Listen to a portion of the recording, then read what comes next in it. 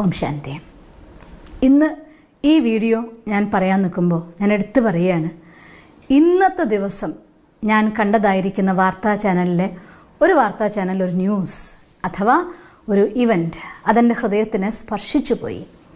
പലപ്പോഴും നമ്മുടെ നാട്ടിൽ ഈശ്വരൻ ചിലപ്പോൾ ഒക്കെ അവതരിക്കുന്നു പറഞ്ഞ പോലെ ചില നല്ല മുഹൂർത്തങ്ങൾ അത് കേൾക്കുമ്പോൾ ആ വാർത്ത ഞാൻ കണ്ടപ്പോൾ എൻ്റെയും കണ്ണ് നിറഞ്ഞുപോയി. എൻ്റെ ഹൃദയം എൻ്റെ ഭഗവാനെ നിനക്ക് എത്ര ഞാൻ നന്ദി പറയണം എന്ന് വിചാരിച്ചു പോയി. അതുകൊണ്ട് ആ കാര്യം നിങ്ങൾക്കും ഷെയർ ചെയ്യാനും അത്തരം നല്ല കാര്യങ്ങളിൽ നമുക്കുള്ളതായിരിക്കുന്ന ഉത്തരവാദിത്വം നിങ്ങളൊന്നിച്ച് പങ്കുവെക്കാനും വേണ്ടിയാണ് ഇന്ന് ഞാൻ ഈ വീഡിയോ ഇടണമെന്ന് ആഗ്രഹിക്കുന്നത്. ഇതൊരു കഥയല്ല, എടുത്തു പറയുകയാണ്, ഒരു അനുഭവമാണ്. ഒരു കുട്ടീനെ കോടതിയിൽ ഹാജരാക്കിയിരിക്കുകയാണ്. കളവ് നടത്തി കളവ് പിടിക്കുന്ന സമയത്ത് അവൻ സെക്യൂരിറ്റി ആയിട്ടുണ്ടായ മൽപ്പിടുത്തത്തിൽ അവിടെ അലമാരി തകരുകയും ചെയ്തു. അതുകൊണ്ടാണ് കുട്ടീനെ പോലീസ് പിടിച്ചുകൊണ്ടുവന്ന് കോടതിയിൽ ഹാജരാക്കിയിരിക്കുന്നത്. ജഡ്ജ് ചോദിച്ചു, നീ കട്ട് എടുത്തു എന്ന് പറയുന്നത് ശരിയാണോ എന്ന് ചോദിക്കും. അപ്പോൾ പറയാം, അതെ ഞാൻ എടുത്തിട്ടുണ്ട്. എന്താണ് കട്ടെടുത്തത് ചോദിക്കും. അപ്പോൾ ആ കുട്ടി പറയും, ബ്രെഡും ചീസുമാണ് ഞാൻ കട്ടെടുത്തത്. അപ്പോൾ ചോദിക്കും, എന്തിനാണ് നീ അത് കട്ടെടുത്തത്?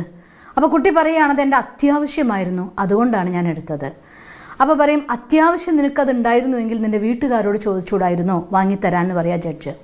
അപ്പോൾ കുട്ടി പറയും, എനിക്ക് വീട്ടുകാർ ചോദിക്കാൻ എൻ്റെ അമ്മ മാത്രമേ ഉള്ളൂ. ആ അമ്മയ്ക്കാണെങ്കിൽ രോഗിയായിട്ട് കിടക്കുകയാണ്. അമ്മയുടെ വിശപ്പും എൻ്റെ വിശപ്പും മാറ്റാൻ വേണ്ടിക്കൊണ്ടാണ് ഞാൻ ആ ബ്രെഡും ചീസും കട്ടെടുക്കാനായിട്ട് നിർബന്ധിതനായതെന്ന് പറയും. അപ്പോൾ ഉടനെ ജഡ്ജി ചോദിക്കും, നിനക്കൊരു പണിക്ക് പോയിക്കൂടെ? 15 വയസ്സായില്ലേ? ആ കുട്ടി പറയും, ഞാൻ പണിക്ക് പോകുന്നുണ്ടായിരുന്നു. കാർ വാഷ് ചെയ്യുന്നതായിട്ടുള്ള ഒരു സ്ഥലത്ത് സർവീസ് സെൻറ്ററിൽ കാർ വാഷ് ചെയ്യാൻ വേണ്ടി ഞാൻ പോവുമായിരുന്നു. അമ്മയ്ക്ക് തീരെ സുഖമില്ലാതായ ഒരു ദിവസം എനിക്ക് പണിക്ക് പോകാൻ പറ്റിയില്ല. അതുകൊണ്ട് ജോലി സ്ഥലത്ത് തന്നെ ഒഴിവാക്കി. ഇപ്പോൾ എവിടെ അന്വേഷിച്ചിട്ട് എനിക്കൊരു പണി തരുന്നില്ല ആരും. അപ്പോൾ ചോദിച്ചു, അങ്ങനെയാണെങ്കിൽ മറ്റാരോടെങ്കിലും നിനക്ക് സപ്പോർട്ട് ചോദിച്ചിടായിരുന്നോ?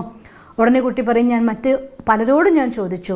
ഇന്നത്തെ ഒരു ദിവസം 50 പേരോട് ഞാൻ ചോദിച്ചിട്ട് എനിക്ക് ഫലം കാണാതെ വന്നപ്പോൾ, എൻ്റെ വിശപ്പ് താങ്ങാൻ പറ്റാതായപ്പോൾ, രോഗിയായിരിക്കുന്ന അമ്മ കിടക്കുന്ന പട്ടിണിയുടെ ആ ഒരു അവശത എൻ്റെ മുന്നിൽ കണ്ടപ്പോൾ ഒരു നിവൃത്തിയില്ലാന്ന് തോന്നിയത് കൊണ്ടാണ് ഞാൻ ആ ഷോപ്പിൽ കയറിയിട്ട് ബേക്കറി കയറിയിട്ട് അവിടുന്ന് ബ്രെഡും ചീസും കട്ടെടുത്തതെന്ന് പറയുകയാണ്. ഒരു സെക്കൻഡ് ജഡ്ജ് സൈലൻ്റായി. അത് കഴിഞ്ഞ ശേഷം ജഡ്ജ് വിധി പറഞ്ഞു, തീർച്ചയായിട്ടും ബട്ടറും ബ്രെഡും കട്ടെടുത്തു എന്നത് തെറ്റായ കർമ്മമാണ്, അത് ശിക്ഷിക്കപ്പെടേണ്ട കർമ്മമാണ്. പക്ഷെ ആ ശിക്ഷ എന്താണെന്ന് വെച്ചാൽ, ഈ കുട്ടിക്ക് ഇങ്ങനെ ഒരവസ്ഥ ഉണ്ടായ, നമ്മുടെ സമൂഹത്തിൽ ഇത്തരത്തിലൊരവസ്ഥ ഉണ്ടായതിൽ ഞാനടക്കമുള്ള ഈ കോടതിയിൽ വന്ന എല്ലാവരും ഉത്തരവാദികളാണ്. അതുകൊണ്ട് ഓരോരുത്തരും 10 പൗണ്ട് വീതം ആ കുട്ടിക്ക് കൊടുത്തേ പറ്റൂ എന്ന് പറയും. തൻ്റെ കീശയിൽ നിന്ന് ആദ്യം 10 പൗണ്ട് എടുത്ത് ജഡ്ജ് മേശപ്പുറത്ത് വയ്ക്കും. ഇന്ന് ആ 10 പൗണ്ട് അടയ്ക്കാതെ ആരും ഈ കോടതി മുറിയിൽ നിന്ന് പുറത്ത് പോകരുത് എന്ന് ആജ്ഞാപിച്ചു. ഈ വിധി കേട്ട് എല്ലാവരും ഞെട്ടി. എല്ലാവരും, ഈ കുട്ടിയാണെങ്കിൽ അത്ഭുതത്തോടു കൂടി ജഡ്ജിനെ നോക്കുകയാണ്.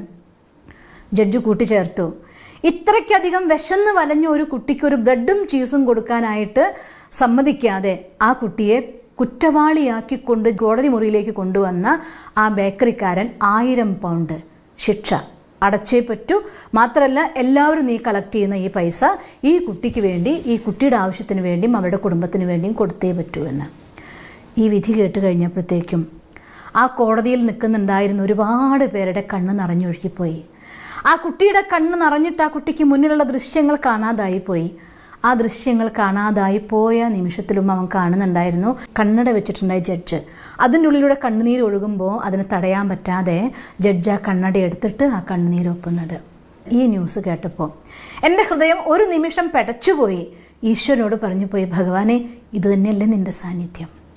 ഇത്രയൊക്കെ അധർമ്മം നിറഞ്ഞ ലോകം എന്ന് പറയുമ്പോഴും ഇങ്ങനെയുള്ള സന്മനസ്സുകൾ, ഈ ഭൂമിയിൽ നന്മയ്ക്ക് ഇന്നും ഇടമുണ്ട് എന്ന് പറയാൻ, ഈ ഭൂമിയിൽ നല്ലവർക്ക് ഇന്നും സഹായിക്കാൻ ഭഗവാൻ ഉണ്ട് എന്ന് പറയാൻ, ഇനി ഇതിനേക്കാൾ നല്ലൊരു എക്സാമ്പിൾ എന്താ വേണ്ടേ? എനിക്കിന്ന് അധികം ഒന്നും പറയാനില്ല നിങ്ങളുടെ അടുത്ത്. അത്തരത്തിൽ കണ്ണു തുറക്കേണ്ട സമയമാണ്. യോഗ്യമെന്ന് മനസ്സിലാക്കിയ, ഞാൻ എന്ന് കരുതി ചോദിക്കുന്ന എല്ലാവർക്കും കൊടുക്കാൻ ഞാൻ പറയില്ല. പലപ്പോഴും പല മാഫിയകളും ഞാൻ കണ്ടിട്ടുണ്ട്, ഭിക്ഷാടനം അല്ലെങ്കിൽ ഇങ്ങനെ ചോദിക്കുന്നതൊക്കെ ഒരു സ്വഭാവമാക്കി ജീവിക്കുന്നവർ.